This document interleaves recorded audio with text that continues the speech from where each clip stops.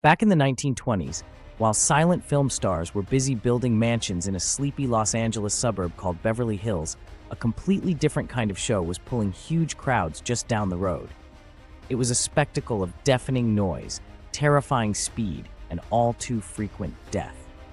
The press called it a murder-drome, a giant wooden saucer banked at a dizzying angle where daredevils in primitive race cars and men on motorcycles with no brakes rocketed around at over 100 miles per hour.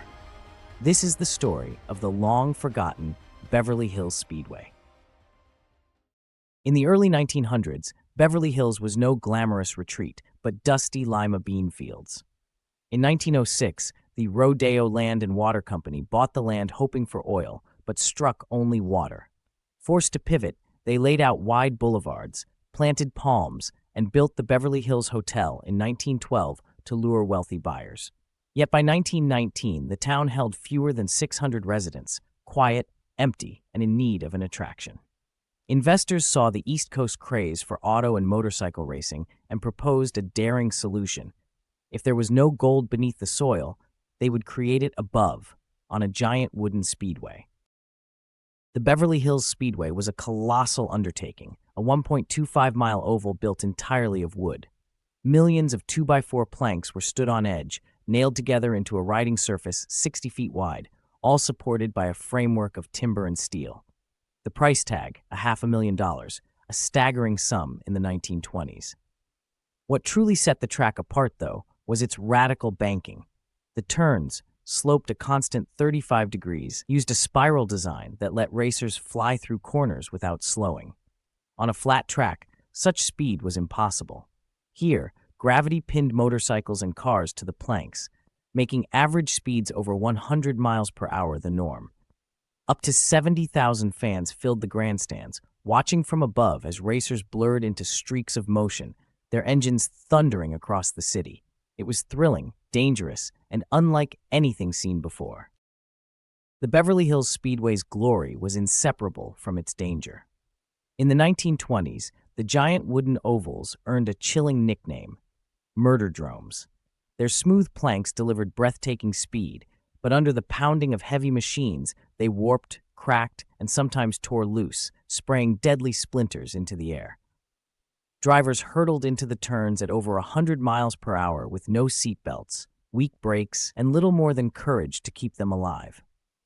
They were modern gladiators, fighting both their cars and the track itself. On Thanksgiving Day 1920, the risk became heartbreakingly real.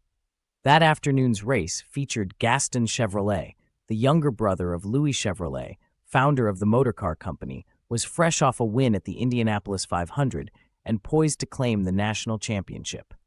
As he battled for the lead, his car tangled with another, and both tumbled off the steep, unforgiving banking. Chevrolet was killed instantly. The reigning Indy champion lay dead on the boards of Beverly Hills, his loss sending shockwaves through the sport and reminding everyone of the brutal cost of speed.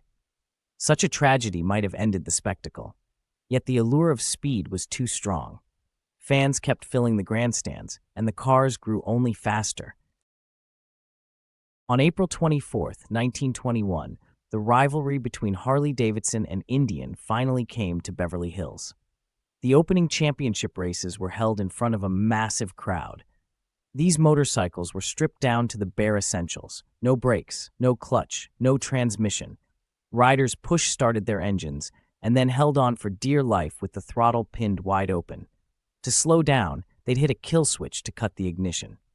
The bikes also used a total loss oil system, pumping oil through the engine once before spitting it straight out onto the track. This left the wooden surface slick and treacherous, adding yet another layer of danger to an already perilous sport. The speeds were mind-bending, with racers consistently topping 100 miles per hour on the massive wooden oval. During an early race, Shrimp Burns crashed going over 107 miles per hour. Sliding across the coarse, oil-soaked boards, his hands and arms were a bloody pulp, riddled with huge agonizing splinters. He was rushed to the hospital, and everyone assumed his day was over. But just as the final race was about to start, an announcement echoed through the grandstands. Shrimp Burns was coming back. He returned from the hospital, His arms bandaged from fingertips to shoulders, borrowed a teammate's Indian, and got back on that track. In excruciating pain, he rode with a ferocity that left everyone speechless. On the final lap, he slingshotted his bike off the high side of the bank, building incredible speed to blow past the leaders and win the race. It was a moment that captured the very essence of the board track era, a display of pure, unbelievable grit that cemented Shrimp Burns as a legend.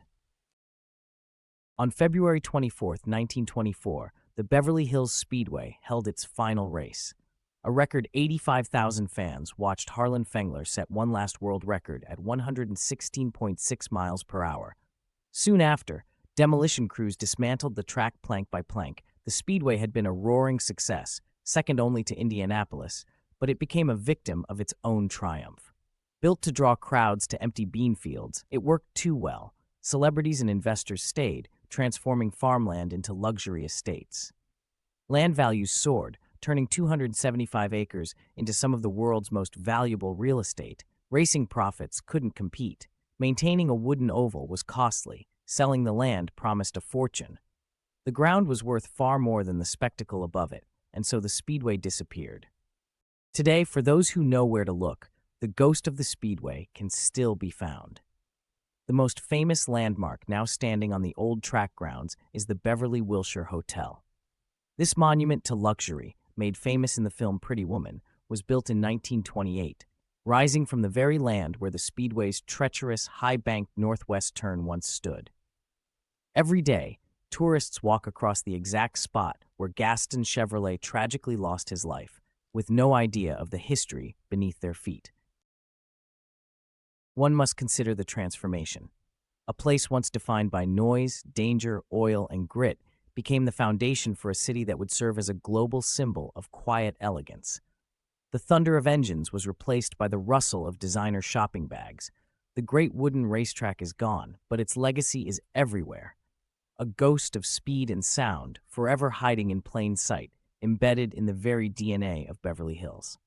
Thanks for watching.